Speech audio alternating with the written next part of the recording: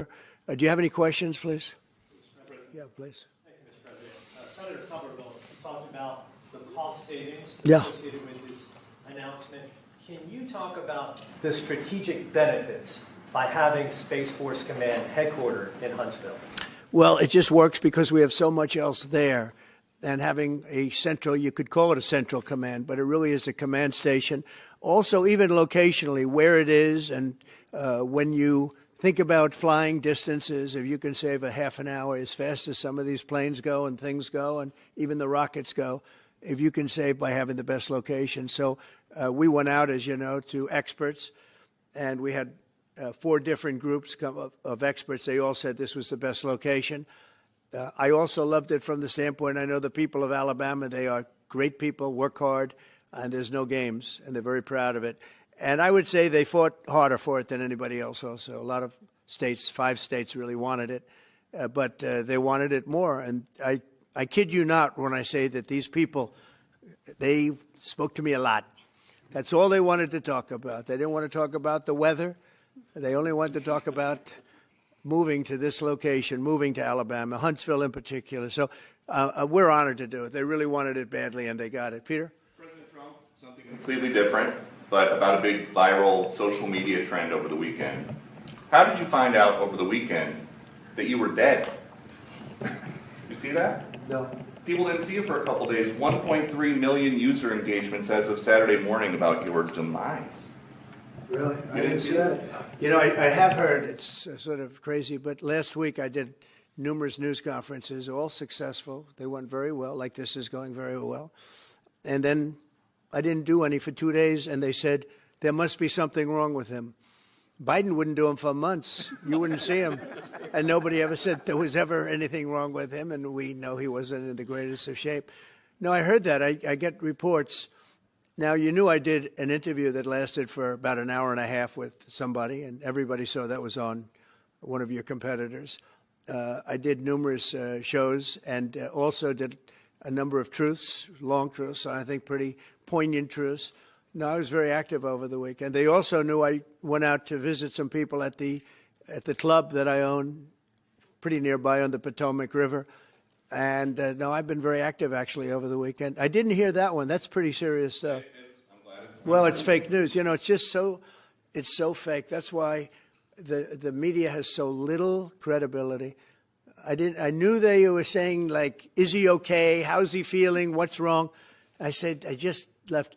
And it's also sort of a longer weekend, you know. It's Labor Day weekend, so I would say a lot of people know. I was very active this Labor Day. I had heard that, but I didn't hear it to that extent. Go ahead, Peter.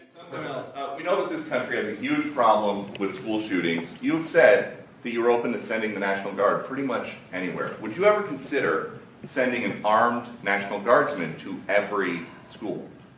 Well, we have a big problem with school shooting, but we also have thousands and thousands of schools that run perfectly. You know, they talk about you can do things construction-wise, and that's really, I think nobody knows more about construction than me. You can build the construction doors. You can build what they call safety doors, where they lock on the outside, the inside, and every place else. Well, but if one of these lunatics happens to get through, then the police can't get in. Then they're looking for keys all over the place, and it takes a lot of disadvantages to doing, spending billions and billions of dollars and actually making it safer in some way for some of these lunatics that we're dealing with. But I don't think so. I've thrown out the concept. We have great teachers that love our children. The parents love the children. Teachers love the children too. And if you took a small percentage of those teachers that were in the military, that were distinguished in the military, that were in the National Guard, et cetera, and you let them carry. That's something that a lot of people like. I sort of liked it. I'd have to be studied, but they're trained. They know about weapons. You can't do it with every teacher because most teachers don't know, and But I always thought that would be an alternative. But it just we've had a lot of instances. Other countries have also. They have different kinds of problems than we have, but we do have. There's something going on. And it's a bad thing. Yes, please. Having spoken with President Putin in the past week, Have you spoken with President Putin? In the Yeah, past I week? don't want to. I have learned things that will be very interesting. I think in the next few days you'll find out. Will there be any consequences if there isn't some type of announcement of a meeting with President Putin and President Zelensky? Yeah, there will and what be. could those consequences We're going to be? see what happens. We're going to see what they do and what happens. I'm watching it very closely. Last week they lost 7,000 between the two countries. 7,313 soldiers, to be somewhat exact, for no reason whatsoever. And they're Russian and they're Ukrainian, but, you know, they're soldiers. I want to see it end. Yeah. Mr. President, have you decided you're definitely going to send National Guard troops to Chicago? I didn't say when, but the answer is, look, Chicago's very interesting because I watched Pritzker get up and say about, we don't need help, we're safe. But 2 weeks ago, they had 6 people murdered, and they had 24 people hit by bullets. Last week, as you know, it was 7 people, 24 people hit, and 7 people died. And then over the last 2 days, that was the crown jewel. They had, I guess, 9 or 10 killed, and 50 hit with bullets. And you have this governor get up, who's a terrible governor. Probably he and Gavin Newsom would be probably the 2 worst and most naive. They're naive. Either they're naive or they're very untruthful. And he'll say, we don't want any protection. We don't need. So in the last 3 weeks, he's lost almost 20 people killed. There's no place in the world, including you can go to Afghanistan, you can go to places that you would think of. They don't even come close to this. Chicago is a hellhole right now. Baltimore is a hellhole right now. Parts of Los Angeles are terrible. If we didn't put out the fires, and I mean the other fires, the bullet fires, they didn't do a good job with, they should have had the water coming down, like I said. You know, we had to release the water. We had to go in and release the water to L.A. It's so badly run. But if I didn't send the National Guard into Los Angeles, I would be making an announcement today. I'd be talking about Huntsville, and I'd simultaneously be saying, by the way, the Olympics is not coming to Los Angeles. If we didn't do that, and even the sheriff, the top law enforcement person in Los Angeles said, we could not have handled it without them. So that's what he said. Make your mind up on Chicago, though? Well, we're going in. I didn't say when. We're going in. When you lose, look, I have an obligation. This isn't a political thing. I have an obligation. When we lose, when 20 people are killed over the last 2.5 weeks, and 75 are shot with bullets. So let me tell you a little story about a place called D.C., District of Columbia, right here where we are. It's now a safe zone. We have no crime. It's in such great shape. You can go and actually walk with your children, your wife, your husband. You can walk right down the middle of the street. You're not going to be shot, Peter. You're safe. Everyone likes you anyway. They probably wouldn't do it. But it's so dangerous. And there are people in this audience you've suffered greatly. There are people in this audience that have been mugged and hurt badly, and they don't want to talk about it. Maybe you were very brave in talking about it. You made quite an impression on a lot of people. I appreciate it. But there were other people in this room that have been hurt very badly just walking down the street in D.C. Washington, D.C. is a safe zone right now. It's a safe city. The restaurants are open. They're booming. You can't get a restaurant. New restaurants are announcing that they're going to be open. This took place in 12 days. Now it's 15 days, but 3 days ago it became what's known as a safe zone. It's a safe city. And this city was really bad, really, really bad. We took 1,600 people out, hardcore criminals that will not be coming back anytime soon. And we're very proud of it. You know, to have our nation's capital lose every week. You know, it was like years, many years, where every single week somebody was killed for many, many, many consecutive weeks. This went on for years. And then we had, last week it was announced that nobody was killed last week. And I made that announcement in front of a very distinguished leader of a country. And I'm saying proudly, ladies and gentlemen, nobody was killed in Washington, D.C. this week. He looked at me like, what's that all about? I say, yeah, we have a little bit of a crime problem. and we don't have a crime problem in Washington anymore. And the mayor has been very helpful, and the police commission has been very helpful, and it's been a great team. And I would love to have Governor Pritzker call me. I'd gain respect for him and say, we do have a problem, and we'd love you to send in the troops, because you know what? The people, they have to be protected. I saw today on one of your networks, not a friendly network, except really the opposite, I would say, very unfriendly network.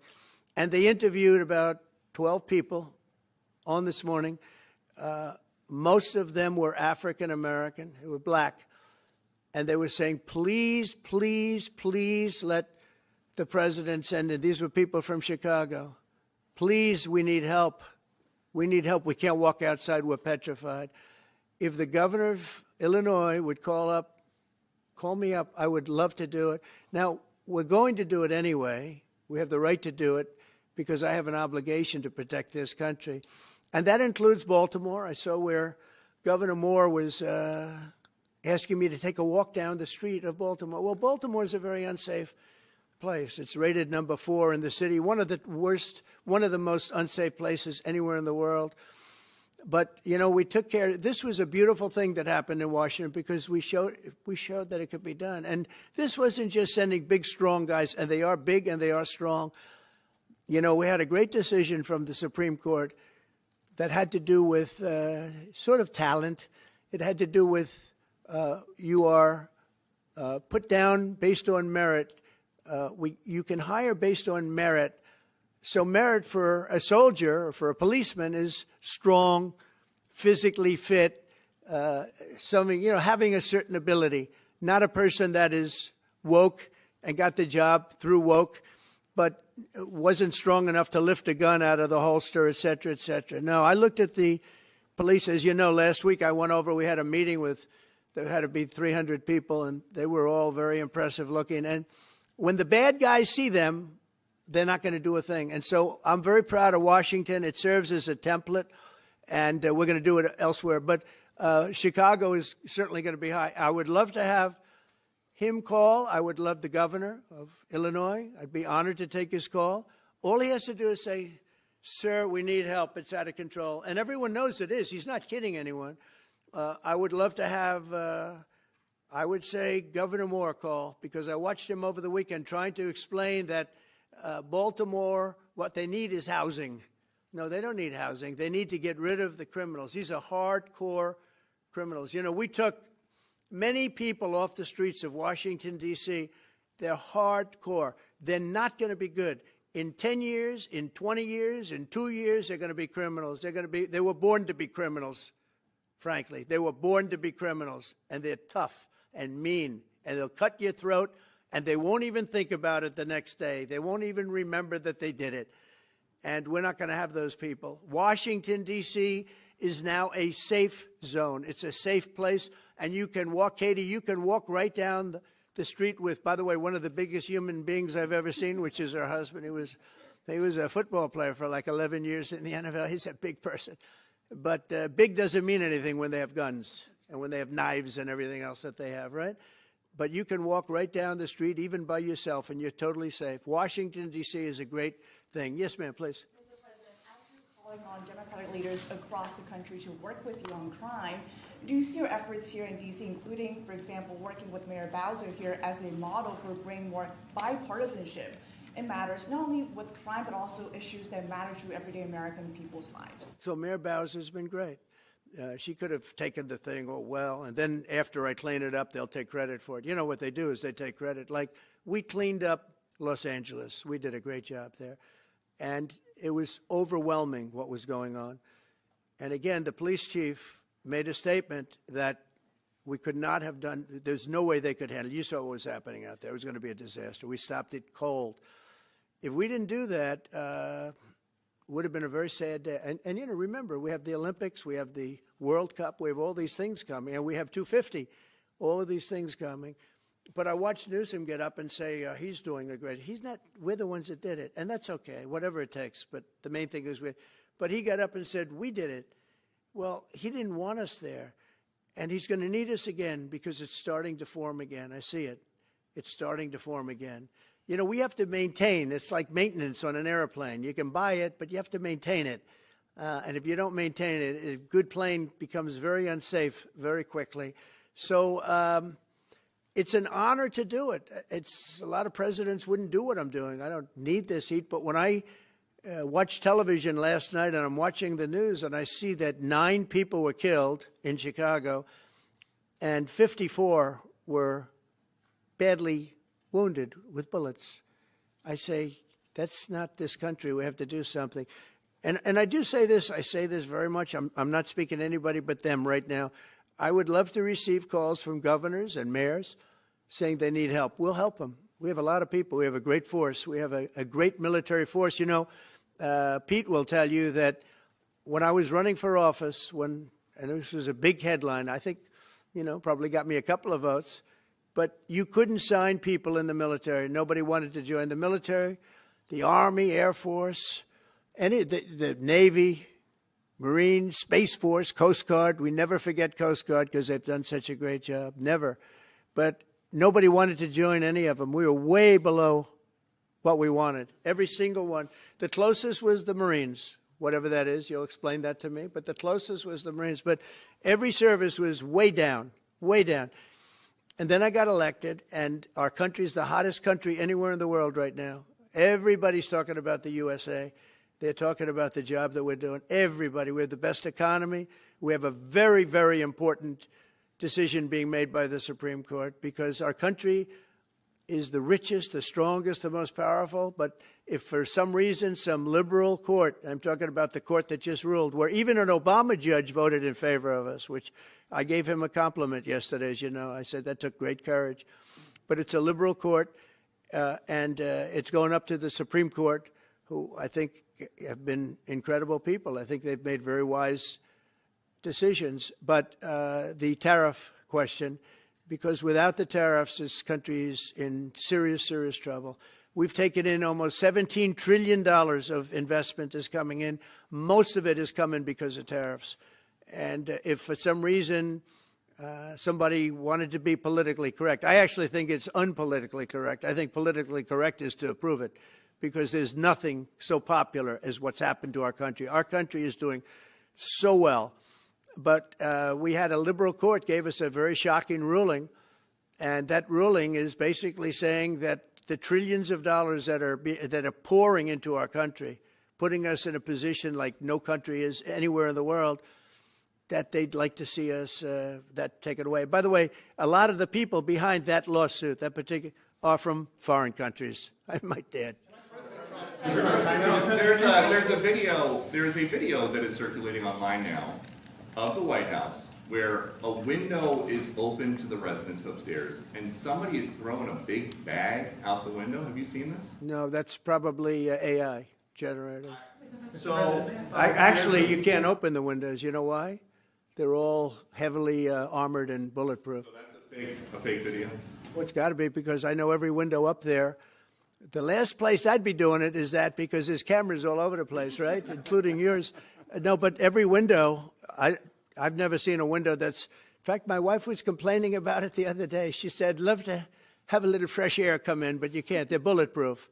And number one, they're sealed, and number two, each window weighs about 600 pounds. You have to be pretty strong to open them up. No, that has to be, where was the window? Let me see.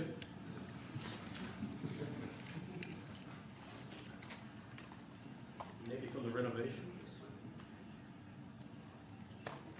Which is the window? It looks like this is on the 15th Street side, I think. Yeah. So right here. Yeah, those windows are sealed. Those windows are they're all sealed. You can't open them. It's the kind of thing they do. And one of the problems we have with AI, it's both good and bad. If something happens really bad, just blame AI. But also they create things, you know. It works both ways. If something happens that's really bad, maybe I'll have to just blame AI. But there's truth to it, because I see so many phony things. I saw something as I was growing up, from the time I was a baby till now. I said, who did that? It was AI generated. So it's a little bit scary, to be honest with you. But those windows are all very heavily sealed.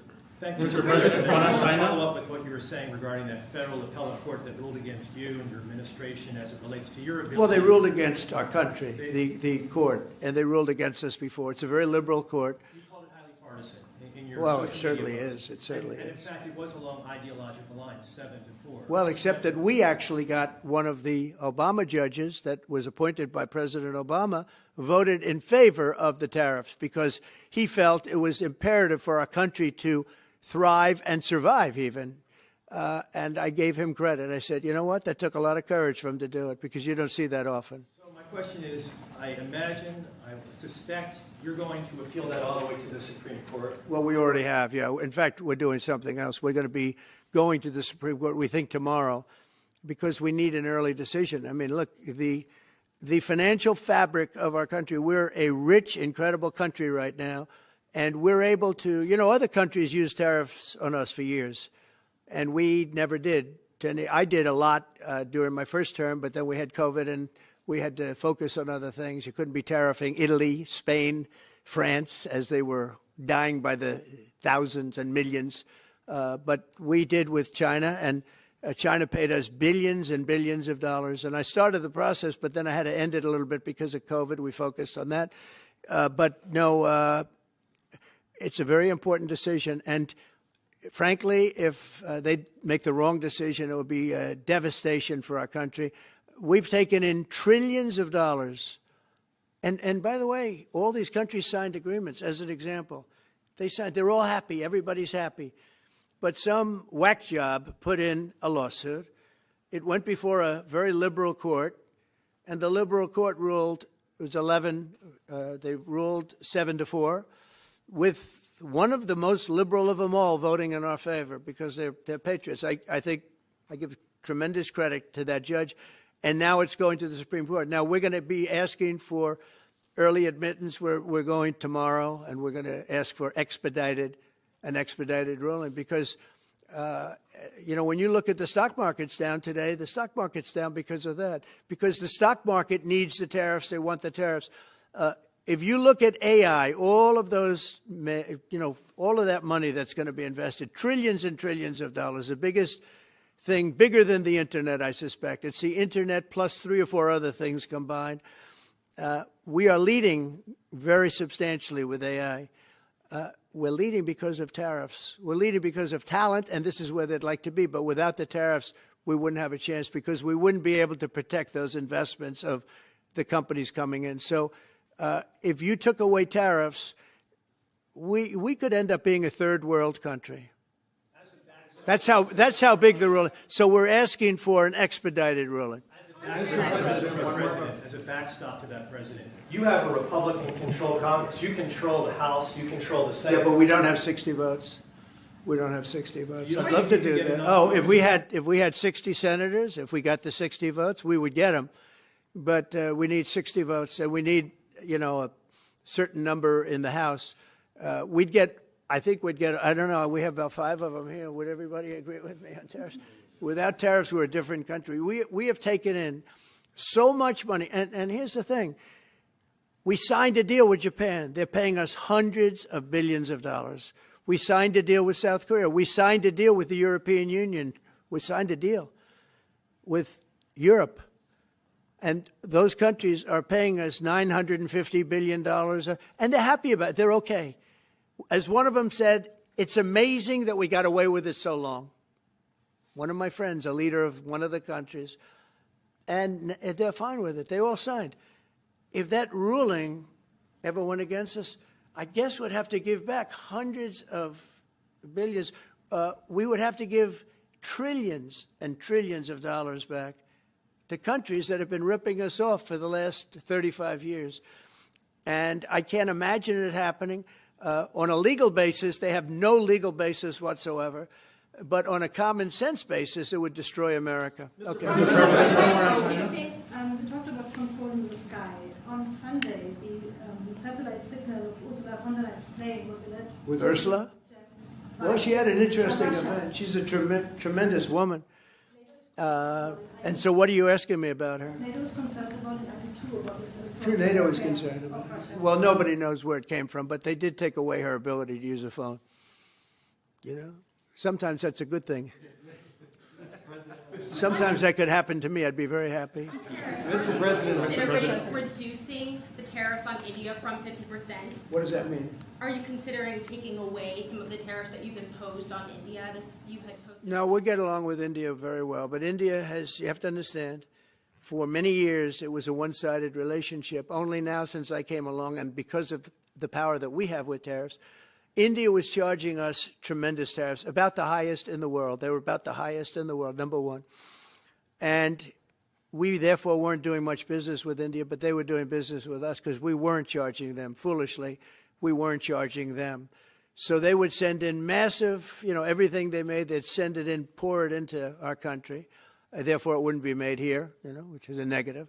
But we would not send in anything because they were charging us 100% tariffs. And, I'll give you an example. Harley Davidson. Harley Davidson couldn't sell into India. There was a 200% tariff on a motorcycle. So what happens? Harley Davidson went to India and built a motorcycle plant.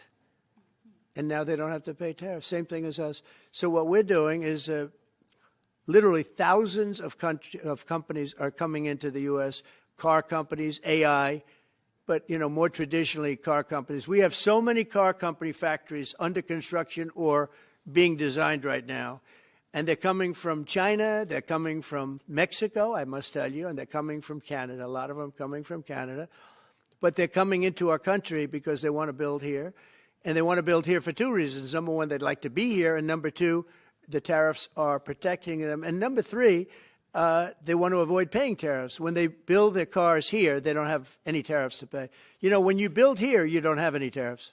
Mr. President, go ahead, in light of the Minnesota shooting last week, the Department of Homeland Security is now awarding more than $100 million to hundreds of faith organizations across the country to help them ramp up security. What's your vision for further protecting religious liberty across the country amid incidents of threats? And violence? Religious liberty is so important, and we're talking about every religion now, and we're doing things on that nobody else has ever done, and we're going to be having a big announcement in about 2 weeks on that question. Yeah, please.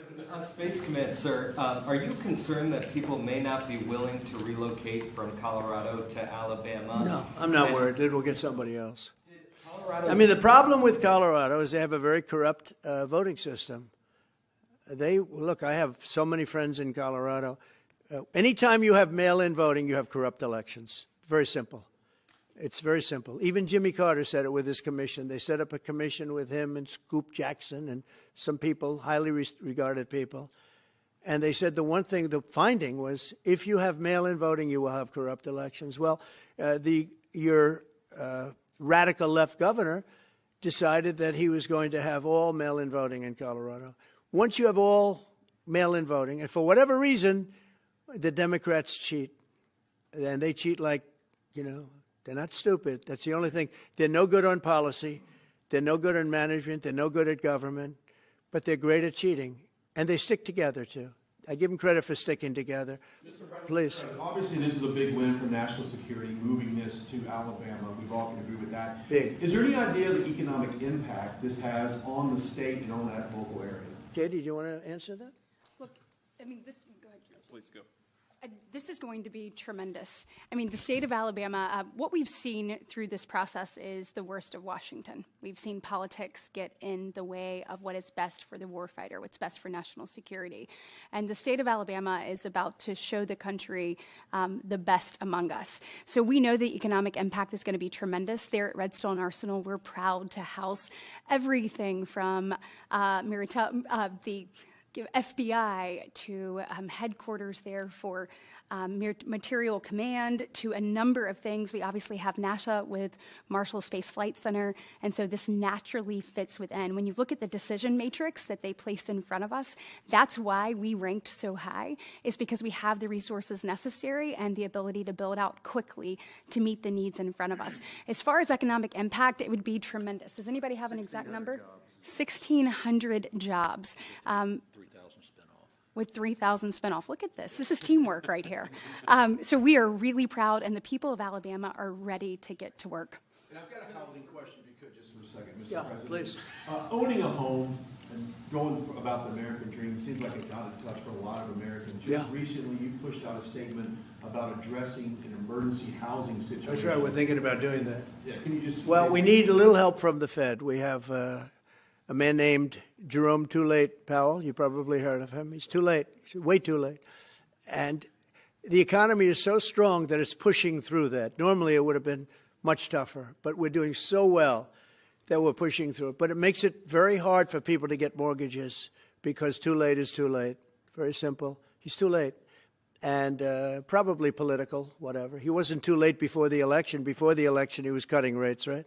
Because he was hoping that, I guess, Biden would get in or that Kamala would. He was a big Biden guy. Explain that one. And then he was a Kamala person. But he was hoping, I guess, she'd win, I guess. I don't know. It didn't work out too well. But, yeah, we need a very serious cut. You know, I think that if you look back many decades ago, the United States was always the lowest. Even if they were doing badly, the United States was, because without the United States, everything in the world would die. It's true. It's so powerful. It's so big. And I made it really big in the first 4 years. Then it started to degenerate with what this Biden administration did. But we built it up to a level that I never thought we could be at this quickly. We're the hottest, we're the best financially. The money coming in is so big because of tariffs and other things, but because of tariffs. Tariff gets us even those other things. Plus, it gets us great negotiating. I settled 7 wars, and numerous of those wars were because of trade. And numerous of the trade deals that I made were because of tariffs. It gives you a great negotiating ability. If that ability were taken away from us by a liberal court acting on essentially foreign nations, asking to get help from the United States government, when they've been doing this to us for 40 years, that's why we have $38 trillion in debt. We won't have it for long if they let us, if they allow us to do what everybody knows we should be able to do. Yeah, please. Mr. President, another Biden-era action that you're now reversing is that you signed a deal last week to make federal buildings adopt and embrace classical architecture styles again. Can you talk to us about why you do that, and also what's your vision? Well, we want to see beautiful buildings. Now, you know, it's in the eye of the beholder. I've seen architectural reviews over the years. I'm an expert at it. I've gotten a lot of great reviews. But I've seen buildings that I didn't think were very good get great reviews, and I've seen great buildings get bad reviews. So, but it's just a standard. We want to have a good standard. We're building something here, you know, for 150 years they wanted a ballroom at the White House. We're doing something at the highest level using great architects and all. And, you know, it's very exciting. But we have a lot of interesting things happening architecturally in D.C. And D.C. is like a different place. And, you know, even the contractor said, sir, we walked down today, we feel like much safer. It's like a different place. Washington, D.C. is great. Now, we're going to also beautify it. We're going to put a topping on the roads. We're not going to rip them apart and take 4 years to build a road that was exactly the same by the time you build it.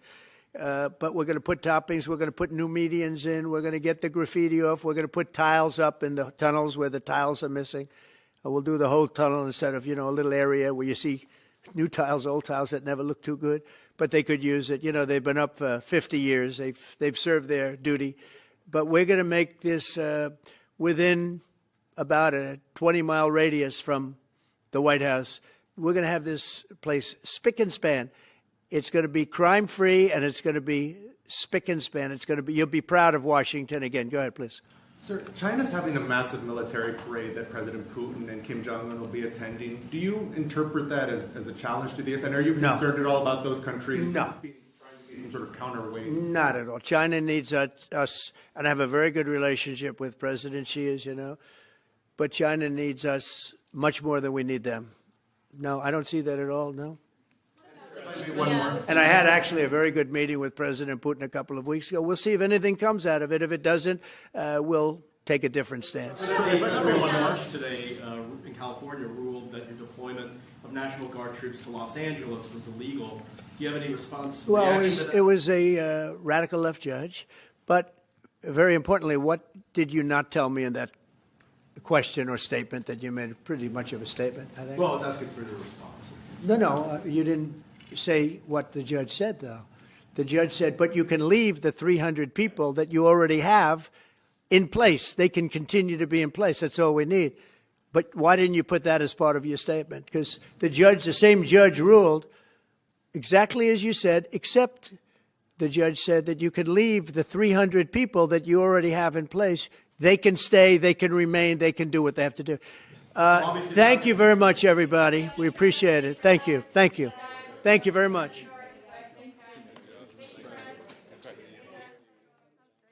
Thank you, guys. Thanks, press. Thank you. Thank you. Let's head out. Let's go, guys. Thank you. Thanks, press. Thanks, guys. Let's go. Let's go. Keep going. Thanks, guys. Thank you, press.